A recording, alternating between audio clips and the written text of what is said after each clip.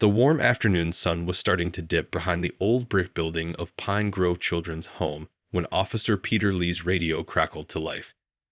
Unit 247. We've got a disturbance call at 1542 Maple Street, Pine Grove Children's Home. He sighed, clicking his radio to respond. It was his third call to the home this month, and something about these visits always tugged at his heart.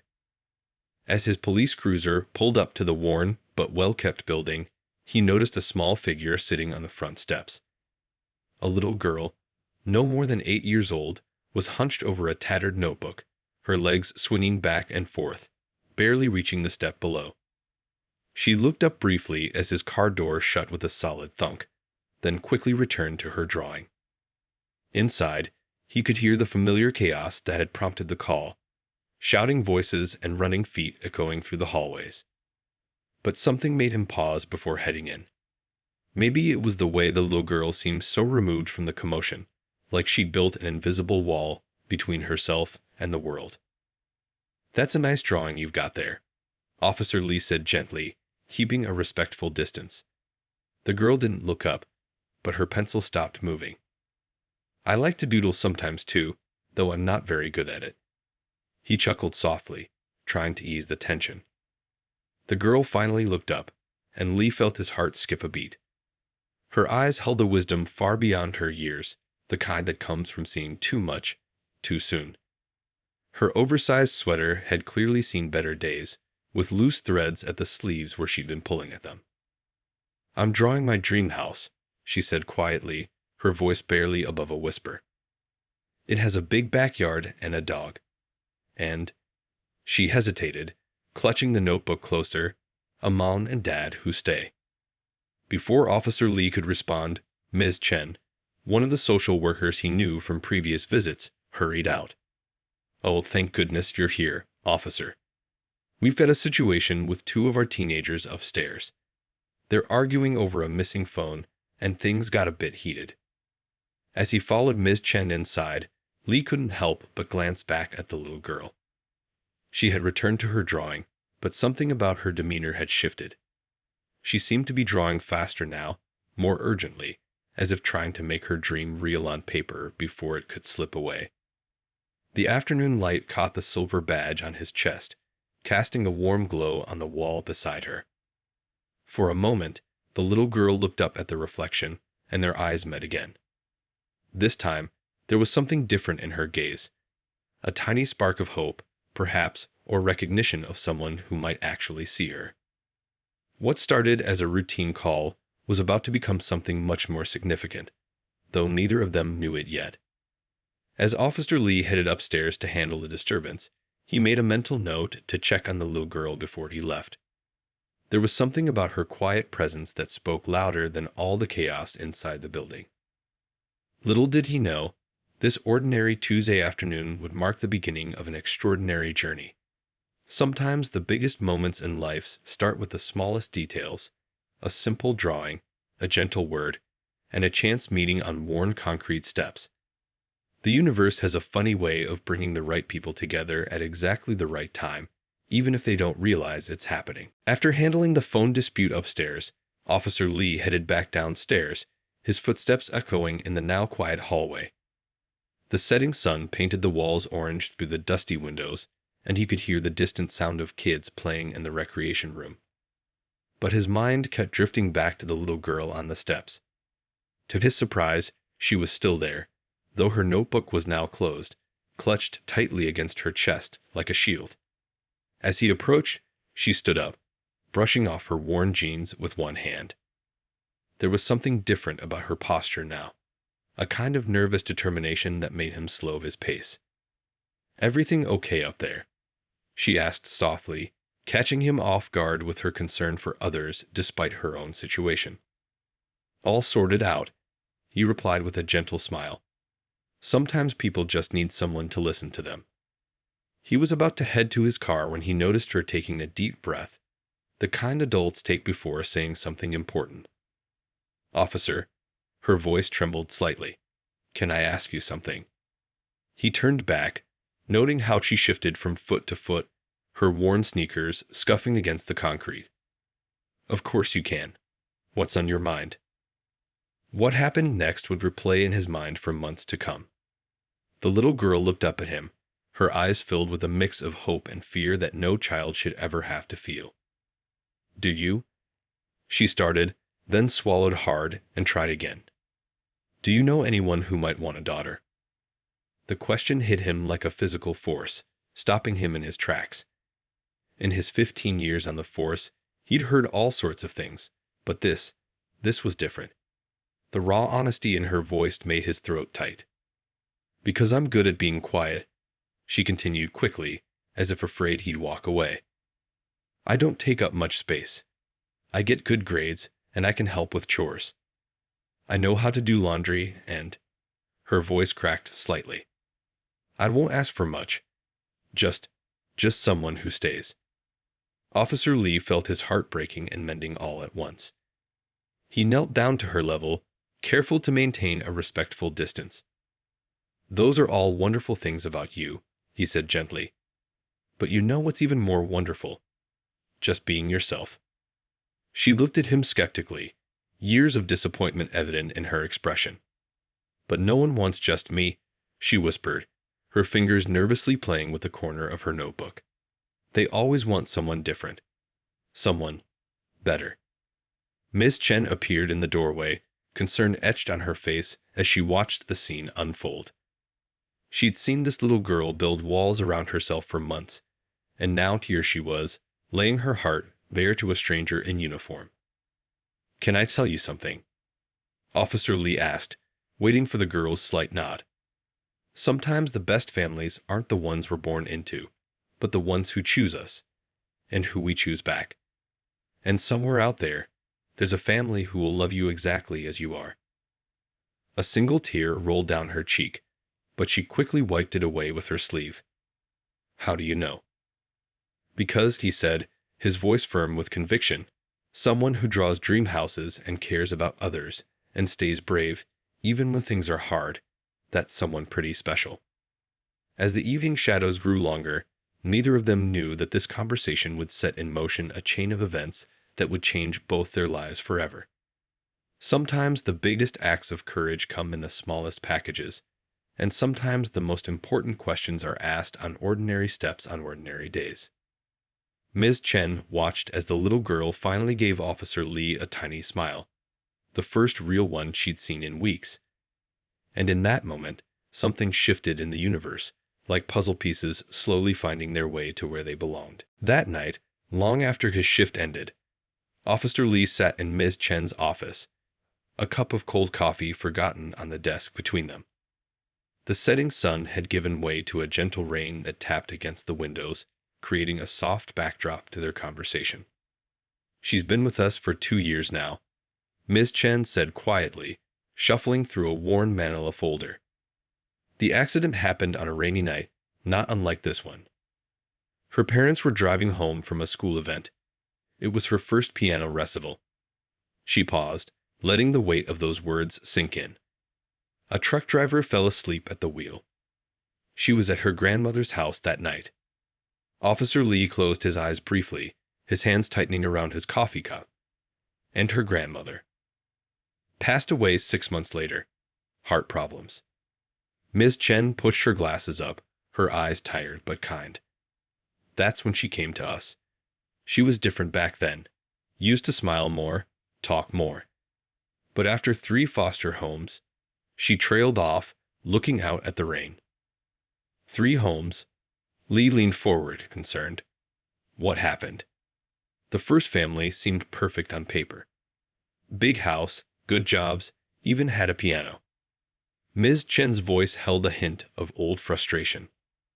But they wanted a showpiece. A child to parade around at church functions and family gatherings. When she couldn't shake off her grief fast enough for their liking, they sent her back. The rain picked up, drumming harder against the windows. Somewhere in the building, a child laughed, the sound echoing through the hallways. The second family had good intentions but no experience with trauma. When she had nightmares, when she needed more support than their own children, they got overwhelmed. They said she was too serious, if you can believe that. Ms. Chen shook her head, as if watching your whole world collapse doesn't give a child the right to be serious. Officer Lee stood up, walking to the window. Below, he could see the steps where he talked with the little girl earlier. Her notebook still lay there, forgotten in the rush of dinner time. And the third. That was the hardest, Ms. Chen admitted. 6 months ago. They kept her for 4 months. She started to trust them, started to believe she might have found her place. Then the wife got pregnant, and suddenly they decided they wanted to focus on their biological family. The bitterness in her voice was clear. Do you know what she said when they brought her back? She apologized to them, said she understood why they didn't want her anymore. Lightning flashed outside, illuminating the office for a brief moment. Officer Lee turned back to Ms. Chen, his face set with determination. But you see something in her, don't you? Something special. Ms. Chen smiled softly. She has this resilience. Most kids who've been through what she has, they lash out, they get angry, and they have every right to. But her, she turns inward, watches everything, notices when other kids are sad, tries to help them. Last week, she gave her dessert to one of our newer kids who was crying at dinner. Said she remembered her first week here and how scary it felt. She pulled out a sheet of paper from the folder, a school report card. Straight A's every term. Teachers say she's their most attentive student. But she never raises her hand, never wants attention. It's like she's trying to be perfect while also trying to disappear. Officer Lee picked up the notebook from earlier, now slightly damp from the rain. Opening it carefully, he found pages filled with detailed drawings. Not just houses, but families. Happy scenes around dinner tables, in parks, simple moments that most people take for granted. You know what breaks my heart the most? Ms. Chen's voice was barely above a whisper. Every time we get a visiting family, every time someone shows interest in adoption, she never puts herself forward. She helps the other kids look their best, fixes their hair, teaches them what to say. But she just watches, like she's convinced her chance at happiness is only meant to be drawn in notebooks. The rain continued its steady rhythm, but something had changed in the room.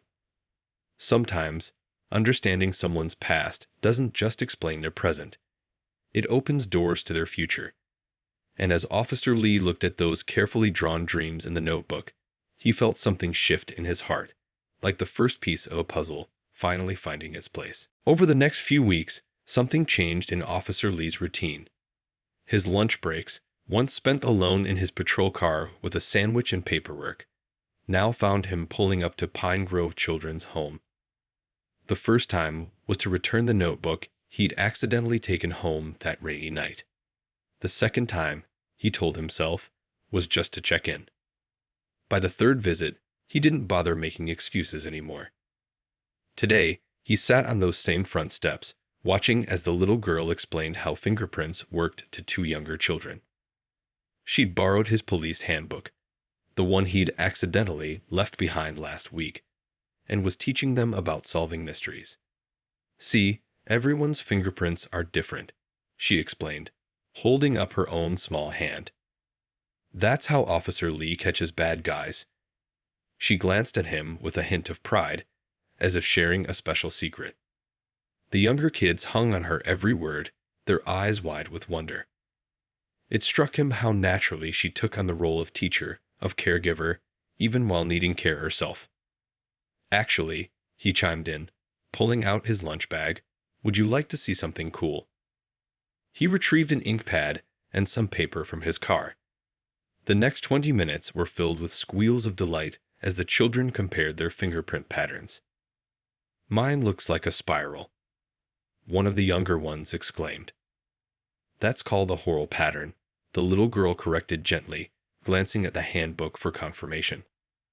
Her own enthusiasm was more contained, but Lee could see it in the way her eyes lit up, in how carefully she preserved her print in the notebook alongside her drawings. These lunch breaks had become something both of them looked forward to. Sometimes they talked about police work, She had endless questions about solving cases. Other times, they just sat quietly, sharing sandwiches and comfortable silence. Today, as the younger kids ran off to show their prints to Miss Chen, she turned to him with unusual seriousness. "Officer Lee," she asked, fidgeting with her sandwich, "do you think I could really be a detective someday?" He looked at her thoughtfully, noting how she'd organized all her fingerprint samples with careful labels and notes. "You know what makes a good detective?" he asked. She leaned in, eager to learn. "It's not just about finding clues. It's about understanding people. Noticing when they're sad or scared, even when they try to hide it. Caring enough to help them. Sound like anyone you know."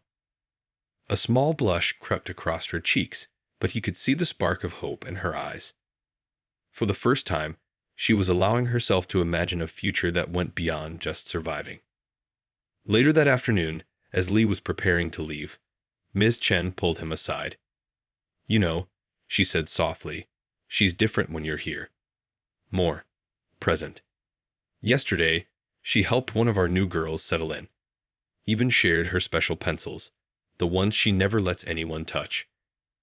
Lee nodded, his throat tight with emotion he couldn't quite name. On his way out, he noticed a new drawing tucked into the handbook he'd left with her.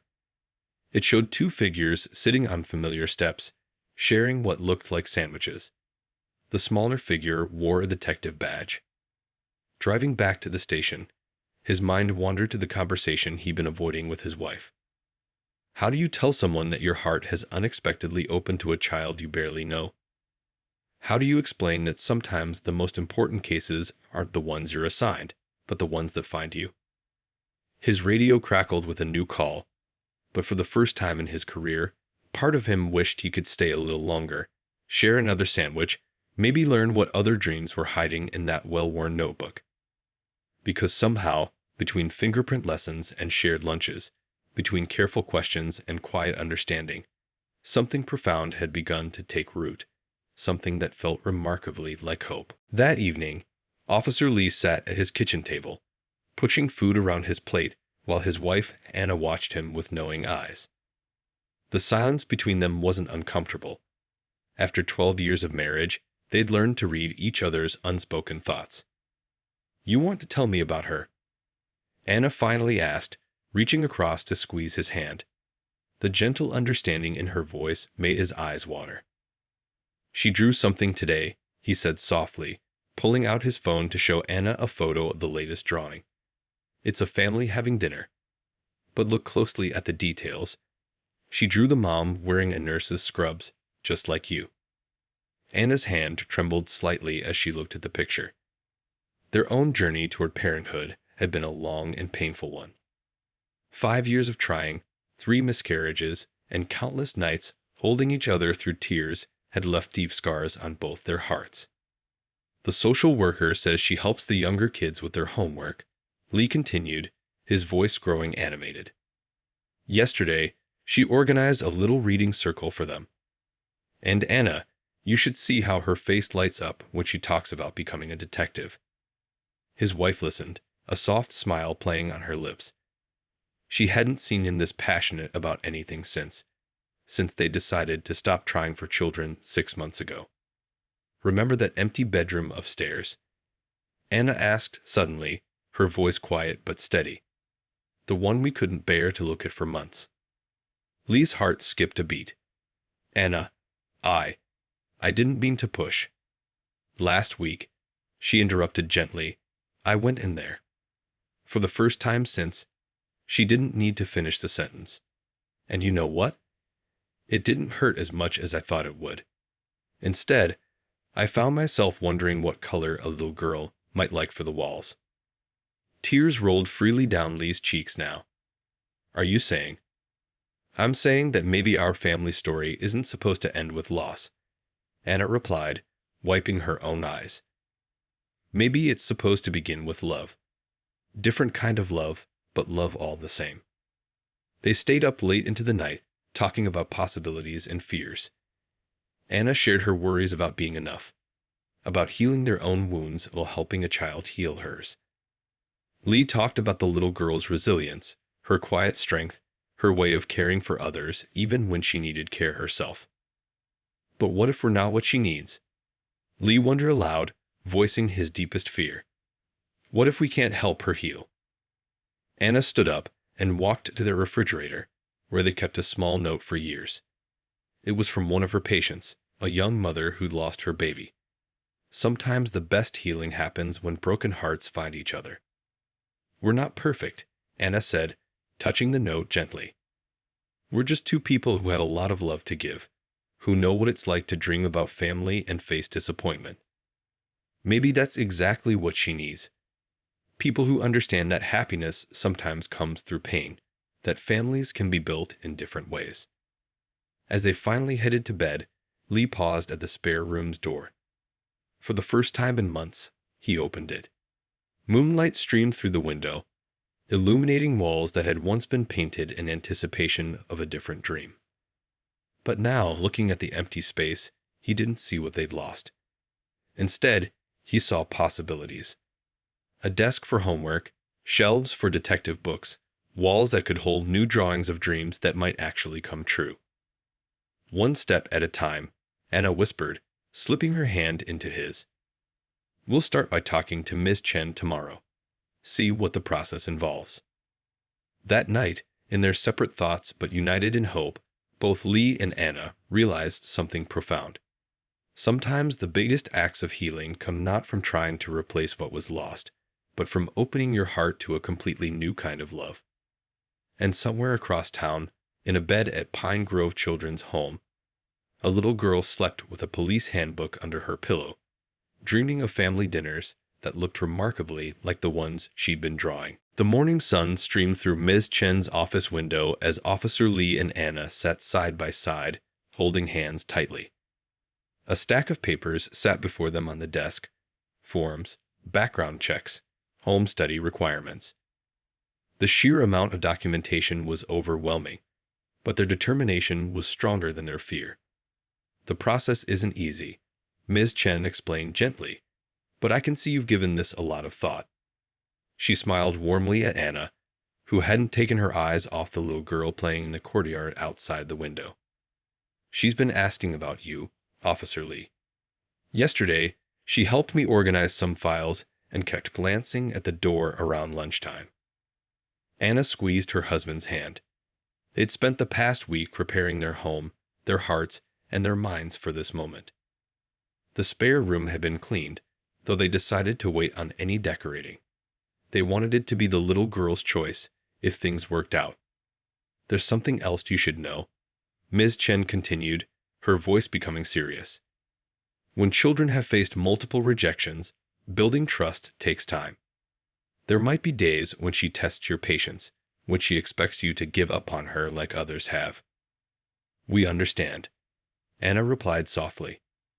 We've known our share of disappointment too. Maybe that's not such a bad thing. We know how to hold on to hope even when it's hard. Outside, the little girl was teaching younger children how to make paper airplanes. They watched as she carefully helped a small boy fold his paper, her patience evident in every gentle movement. The next step, Ms. Chen explained, would be introducing you properly, Anna. We'll need to take it slow, maybe start with supervised visits here at the home. See how she responds.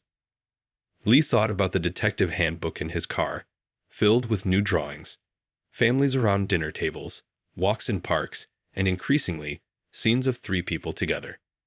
His heart ached with hope. There's one more thing, Anna said, pulling out a small photo album from her bag. We thought, maybe you could share this with her. Help her get to know us a little. Inside were pictures of their home, their garden, the local park, and even their old golden retriever, Max. Ms. Chen's eyes softened as she flipped through the pages. You included photos of the local library and the science museum, she noted with approval. She loves both. We thought. Lee cleared his throat, emotion making his voice rough. We thought she might like to know there's a real police station just 3 blocks from our house, and the elementary school has a great science program. A sudden burst of laughter from outside drew their attention. The little girl had successfully helped launch a fleet of paper airplanes, and the joy on her face made all three adults pause. "You know," Ms. Chen said quietly, "in all my years doing this work, I've learned that sometimes the best families aren't the ones that look perfect on paper. They're the ones who understand that love is a choice you make every day, especially on the hard days." As they worked through the initial paperwork, the sound of children playing created a hopeful backdrop. Anna paused at one point, watching as the little girl collected fallen paper airplanes, carefully straightening their creased wings. "She fixes things," Anna whispered, more to herself than anyone else. "Just like we've had to fix ourselves after each disappointment." Later, as they walked to their car, Lee and Anna stopped to look back at the building. Through the window, they could see the little girl now sitting at a table, bent over what was probably another drawing. The afternoon sun caught her face just right, highlighting a small, determined smile as she worked. "One step at a time," Lee reminded gently, echoing Anna's words from their late-night talk. But both knew they'd already taken the most important step, opening their hearts to the possibility of a different kind of love story than the one they'd originally planned. In the coming days, there would be more paperwork, more meetings, more careful steps forward. But for now, they held onto the image of that small smile, that gentle way she helped others, and the growing certainty that sometimes the best families are built not from obligation, but from choice. The first few weeks weren't easy. Moving day had been filled with mixed emotions. A small suitcase of belongings, a cardboard box of drawings, and the worn police handbook clutched tightly to her chest as she walked into her new home. The little girl's eyes had grown wide at the sight of her room, painted in the soft yellow she'd chosen during one of their visits. That first night, nobody slept much. Anna heard the quiet sobs through the wall and fought every instinct to rush in. Ms. Chen's words echoed in her mind. "Let her come to you. She needs to learn that she can reach out and you'll be there." It was the small things that broke their hearts the most. Like finding her carefully refolding her clothes at midnight, afraid that any mess might make them change their minds. Or the way she would save half of her dinner, wrapping it carefully in napkins. A habit learned from not knowing when the next meal might come. "Sweetheart," Anna said gently one morning, finding another sandwich hidden in her backpack, "there will always be enough food here. I promise." The little girl had looked at her with those wise eyes that seemed to hold years beyond her age. "But what if—" she started, then stopped herself. "What if what?" Anna encouraged softly. "What if I do something wrong? What if you don't want me anymore?" The words tumbled out in a whisper. Anna felt her heart crack. Kneeling down, she met those worried eyes.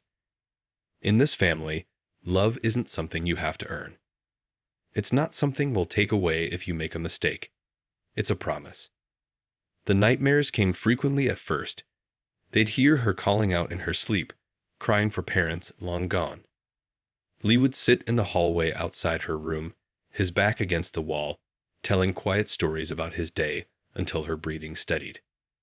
One particularly rough night, they found her curled up in her closet, clutching her old notebook. "Sometimes," she explained through tears, "smaller spaces feel safer." The next day, Lee and Anna worked together to create a cozy reading nook in her closet, soft pillows, battery-operated stars on the ceiling, and a special flashlight for emergency detective work. It became her safe space, somewhere she could go when the world felt too big. Progress came in tiny moments.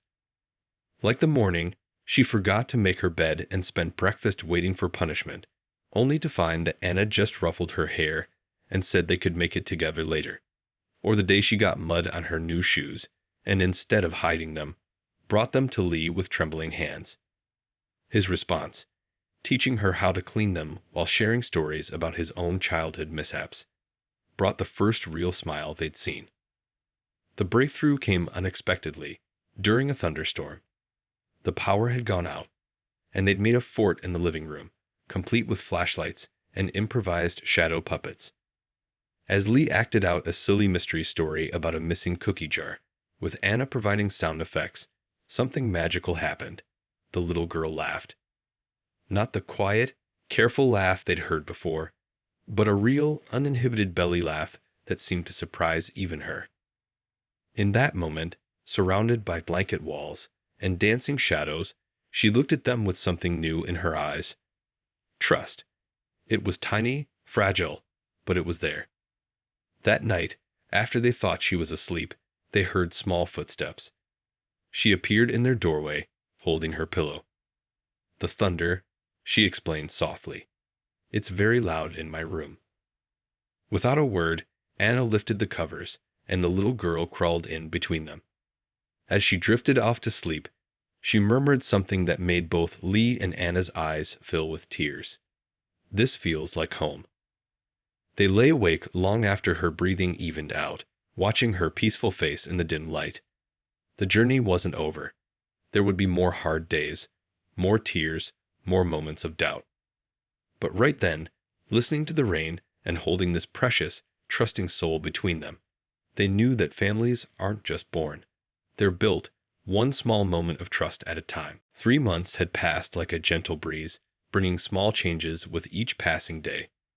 The Saturday morning started like any other, with the smell of pancakes filling the house. A weekend tradition they'd started when they discovered their little girl's sweet tooth. The local park was hosting a community picnic, and Anna had packed a basket full of sandwiches, fresh fruit, and homemade cookies. The little girl helped, carefully wrapping each cookie in napkins, no longer hoarding food, but taking pride in helping prepare it. "Can I bring my detective notebook?" she asked, already reaching for the worn spiral pad that had replaced her old drawing book. Lee had given it to her last week, complete with a real police badge sticker on the cover. Of course, Anna smiled, watching as she tucked a pencil behind her ear, a habit she'd picked up from Lee. You never know what mysteries you might solve at a picnic. The park was alive with families, children running through sprinklers, and the sound of an ice cream truck in the distance. They found a spot under a big oak tree, spreading their checkered blanket on the grass. The little girl was different today, more relaxed, less watchful. She even joined a group of kids playing with bubbles nearby, her laughter carrying across the park. Lee and Anna sat hand in hand, watching her chase rainbow-colored spheres through the air. "Look who's here," a familiar voice called out. Ms. Chen approached with a warm smile, having come to check on how they were settling in. The little girl ran back to their blanket, excited to show her old friend her detective notebook. As they shared sandwiches and stories, a small boy nearby fell and scraped his knee. Without hesitation, their little girl reached into her backpack and pulled out a Band-Aid. She'd started carrying them after seeing Anna, a nurse, always being prepared. "Here," she said softly to the crying boy. "My mom always says a Band-Aid helps make things better." The word hung in the air like a soap bubble catching sunlight. Mom. She'd said it naturally, without thinking, without planning. Anna froze mid-bite, tears welling in her eyes. The little girl seemed to realize what she'd said and turned quickly, fear flickering across her face. But what she saw wasn't rejection. It was pure joy. Anna opened her arms, and the little girl flew into them, burying her face in her neck. "My mom," she whispered again, testing the word, tasting its sweetness. Then she looked at Lee, her eyes bright with hope. "And my dad." Lee joined the hug, his police badge pressing against the little girl's back as she squeezed them both. Ms. Chen discreetly wiped her eyes, watching the family she helped create share this precious moment. Later, as the sun began to set and families packed up their picnic supplies, their little girl sat between them, working on a new drawing in her detective notebook. This one was different from her old drawings of dream families. This one showed 3 people having a picnic under a tree, with a real police badge sticker carefully placed next to it. "Can we put this one on the fridge?" she asked, a new confidence in her voice. "Right next to my spelling test." "Of course we can, sweetheart," Anna said, running her fingers through her daughter's hair. because that's what she was now, officially in her heart, if not yet on paper. Their daughter. As they walked home, their little girl held both their hands, swinging between them and chatting about the mystery of the missing cookies she'd solved. The culprit turned out to be a clever squirrel. The setting sun painted the sky in shades of pink and gold, but the real magic was in the ordinary moment they were sharing. That evening, as they added the new drawing to their already art-covered fridge, the little girl paused. "I used to draw families all the time," she said thoughtfully, "but now I don't have to anymore, because I have a real one." The words were simple, but they carried the weight of a journey, from loneliness to belonging, from dreams to reality. That night, for the first time, she fell asleep without checking if her backpack was packed, without hiding food, without fear of tomorrow. Because tomorrow would bring another day with her family, her real family, chosen by love and built on trust. 1 year had passed since that first meeting on the steps of Pine Grove Children's Home. Today, the courthouse hallway buzzed with excited whispers and happy tears. The little girl sat between Lee and Anna, wearing her favorite blue dress and clutching her detective notebook. Inside, she'd written her own special report about today, the case of the Forever family. "Are you nervous, sweetheart?" Anna asked softly, straightening the butterfly clip in her daughter's hair. "A little," she admitted, then smiled. "But good nervous. Like before my school play." Her hand found Lee's police badge, which he'd let her polish specially for today. It had become her good luck charm over the months. Through the window, sunlight streamed in, creating patterns on the marble floor. The little girl watched as other families passed by, some celebrating their own special moments, others just going about their regular court business.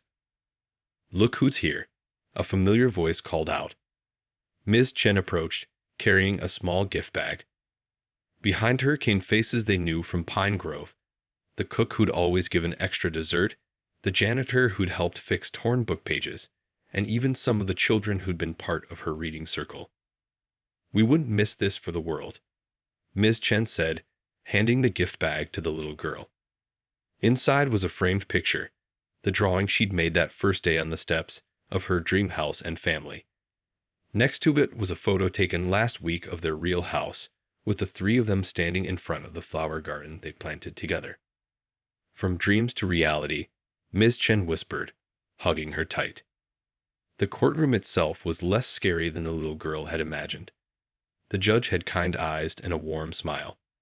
She'd seen him before, during their previous visits, but today felt different. Today was Forever Day. "I understand," the judge began, looking at their little family, "that you have something you'd like to share." The little girl stood up, her voice clear and strong despite her nervousness. She'd practiced this speech for weeks, writing and rewriting it in her detective notebook. "A year ago," she started, "I thought family was something you had to be born into. I thought my chance at having one was gone forever." She looked at Lee and Anna, who were both trying not to cry. "But then I learned that sometimes the best families are the ones that find each other. Like puzzle pieces that didn't know they were missing each other until they fit together." She pulled out her detective notebook. "I've been keeping track of all the evidence that proves we're meant to be a family. Like how Dad always knows when I need a funny story, even before I ask. Or how Mom keeps Band-Aids in every purse just in case someone needs help. How they both come to every school play and science fair, even when I have the smallest part or my volcano doesn't work right." The judge leaned forward, genuinely touched. "That sounds like quite a thorough investigation." "Oh, I have more evidence," she continued enthusiastically. "They let me decorate my room with star stickers and police posters. They help me practice my detective skills. They never get mad when I ask questions about my birth parents, and they hold me when I miss them. They taught me that it's okay to love both families, the one I lost and the one I found." By now, there wasn't a dry eye in the courtroom. The judge picked up his gavel with a gentle smile. "Well, with such compelling evidence, I think this case is clear. By the power vested in me, I hereby declare this adoption final and complete." The sound of the gavel was lost in the cheers and applause. The little girl turned to her parents, officially, legally, forever her parents, and jumped into their arms. "We did it," she exclaimed. "We're officially a cold case, closed and solved." Later that evening, they celebrated at home with pizza, her choice, and a cake decorated with a magnifying glass and the words "mystery solved." As they sat around their kitchen table, their family table, the little girl looked at her parents with eyes full of joy. "You know what the best part is?" she said, reaching for another slice of pizza. "It's not the end of our story. It's just the beginning." And she was right. Because the best family stories don't end with happily ever after. They continue growing, one day at a time, built on love, trust, and the choice to belong to each other forever.